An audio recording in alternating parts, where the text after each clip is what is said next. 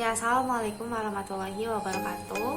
Perkenalkan, nama saya Marika Putri dengan NIM 1905784 dari kelas 3C PGSD. Di sini saya akan menerangkan mengenai seputar pendidikan inklusi, yaitu khususnya anak berkebutuhan khusus.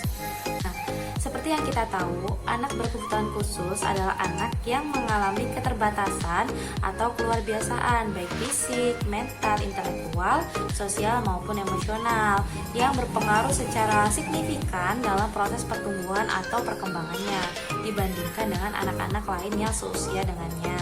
Tidak hanya itu, anak berkebutuhan khusus juga mencakup anak-anak yang memiliki gangguan pemusatan perhatian, gangguan spektrum autisme, gangguan kemampuan komunikasi, serta kesulitan belajar. Nah, jenis-jenis ABK dan ciri-cirinya itu ada, yang pertama ada tunanetra. Tunanetra adalah anak yang mengalami gangguan daya penglihatannya berupa kebutaan menyeluruh ataupun sebagian. Yang kedua ada tunarungu, adalah anak yang kehilangan seluruh atau sebagian daya pendengarannya sehingga tidak atau kurang mampu berkomunikasi secara verbal. Nah, yang ketiga ada tunalaras. Tunalaras adalah anak yang mengalami kesulitan dalam penyesuaian diri dan bertingkah laku tidak sesuai dengan norma-norma yang berlaku dalam lingkungan kelompok usia maupun masyarakat pada umumnya. Nah, yang keempat ada tunadaksa. Tunadaksa adalah anak yang mengalami kelainan atau cacat yang menetap pada alat gerak seperti tulang, sendi, otot, dan juga ada tunagrahita atau Down syndrome. Nah, tunagrahita atau retardasi mental adalah anak yang secara nyata mengalami hambatan dan keterbelakangan perkembangan mental jauh di bawah rata-rata, yaitu IQ di bawah 70, sehingga mengalami kesulitan dalam tugas-tugas akademik, komunikasi maupun sosial. Nah, selanjutnya ada cerebral palsy. Nah, cerebral palsy adalah gangguan atau hambatan karena kerusakan otak sehingga mempengaruhi pengendalian fungsi motorik. Nah, selanjutnya ada gifted, adalah anak yang memiliki potensi kecerdasan intelijensi, kreativitas, dan tanggung jawab terhadap tugas di atas anak-anak seusianya atau anak-anak normal. Selanjutnya ada autisme. Nah, autisme adalah gangguan perkembangan anak yang disebabkan oleh adanya gangguan pada sistem syaraf pusat yang mengakibatkan gangguan dalam interaksi sosial, komunikasi, dan perilaku. Selanjutnya ada lamban belajar atau slow learner. Nah, lamban belajar sendiri adalah anak yang memiliki potensi intelektual sedikit di bawah normal tetapi belum termasuk tunagrahita. Dalam beberapa hal mengalami hambatan atau keterlambatan berpikir, merespon rangsangan, dan adaptasi sosial, tetapi masih jauh lebih baik dibanding dengan yang tunagrahita. Seperti itu. Lanjut ada anak yang mengalami kesulitan belajar spesifik. Nah, anak yang kesulitan belajar spesifik adalah anak yang secara nyata mengalami kesulitan dalam tugas-tugas akademik khusus, terutama dalam hal kemampuan membaca, menulis, dan berhitung. Nah, diduga disebabkan karena faktor disfungsi neurologis. Nah, selanjutnya ada anak ADHD. ADHD atau Attention Deficit Disorder with Hyperactive. Nah, ADHD ini terkadang lebih dikenal dengan istilah anak hiperaktif oleh karena mereka selalu bergerak dari satu tempat ke tempat yang lain, tidak dapat duduk diam di satu tempat selama kurang lebih 5-10 menit untuk melakukan suatu kegiatan yang diberikan kepadanya. Tentang konsentrasinya pun sangat pendek, mudah bingung, dan pikirannya selalu kacau, sering tidak berhasil dalam menyelesaikan tugas-tugas di sekolah, sering mengabaikan perintah atau arahan. sering mengalami kesulitan mengeja atau menirukan ejaan huruf. Nah, di sini saya akan membahas anak berkebutuhan khusus secara spesifik mengenai anak ADHD. Kenapa saya akan membahas anak ADHD secara spesifik? Karena adik saya yang kandung pun mengalami hal serupa. Jadi saya akan membahas secara rinci mengenai anak ADHD. Adalah singkatan dari Attention Deficit atau Hyperactive Disorder, atau dalam bahasa Indonesia itu gangguan pemusatan perhatian atau hiperaktivitas.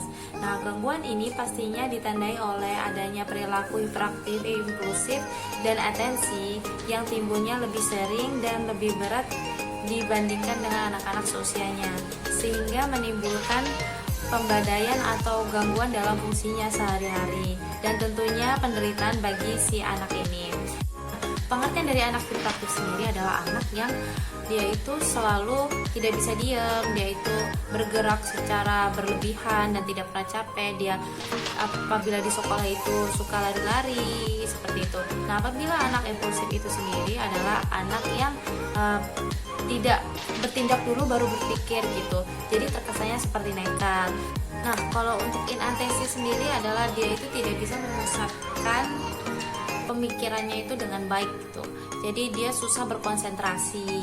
Apabila dia sedang belajar, terus di sekitarnya itu banyak kebisingan, entah itu orang mau ngobrol atau apa, dia pasti tidak bisa memusatkan perhatian kepada satu titik yang dia pelajari gitu. Pasti dia akan melihat ke sekitarnya seperti itu. Nah, untuk penyebab sendiri anak ADHD itu sebenarnya secara ilmiah itu belum bisa dipastikan gitu. Penyebab pastinya apa, tapi itu lebih ke faktor resiko gitu. Apabila ada orang tua atau ibu hamil yang dia itu suka mengkonsumsi obat atau dia itu suka merokok, nah itu lebih cenderung gitu ya, berpotensi untuk anak itu ADHD. Dan ada juga bisa jadi ke faktor keturunan gitu. Apabila dari orang tuanya atau kerabatnya atau keluarganya yang memang dulu semasa kecilnya itu juga hiperaktif gitu, itu juga bisa menjadi faktor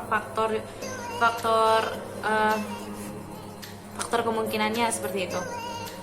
Nah, selanjutnya apakah anak ADHD itu perlu diterapi atau diobati? Tentu saja. Nah, karena apabila penderita ADHD yang tidak ditangani dapat mengalami kesulitan untuk fokus belajar di kelas, sehingga prestasi akademiknya pasti menurun. Lalu ada memiliki masalah interaksi dengan teman-teman sebaya dan lingkungan sekitarnya. Lalu memiliki risiko mengkonsumsi alkohol dan menyalahgunakan nafza saat beranjak dewasa. Lalu beresiko mengalami cedera saat melakukan aktivitas sehari-hari dan merasa rendah diri. Seperti itu. Nah, menurut beberapa penelitian pun penderita ADHD juga berisiko mengalami gangguan mental lainnya seperti depresi, gangguan kecemasan, gangguan bipolar, sindrom Tourette, occasional defiant disorder atau ODD. Nah, maka perlunya penanganan secara obat-obatan maupun secara terapi. Nah, penanganan obat-obatan pun itu biasanya umumnya adalah methylphenidate. Obat ini bekerja dengan cara menyeimbangkan senyawa kimia pada otak sehingga dapat meredakan gejala ADHD. Nah, methylphenidate aman untuk dikonsumsi anak-anak. Namun dokter tetap akan memantau pengobatan untuk mewaspadai munculnya efek samping seperti gangguan pada jantung.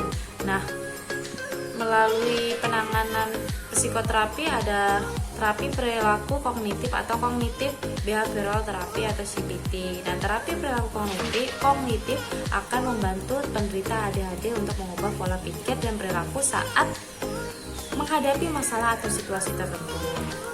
Lalu ada terapi psikoedukasi untuk mengajak berbagi cerita dalam terapi ini, misalnya kesulitan mereka dalam mengatasi gejala-gejala ADHD. Dari terapi ini diharapkan penderita dapat menemukan cara yang paling sesuai baginya untuk mengatasi gejala tersebut.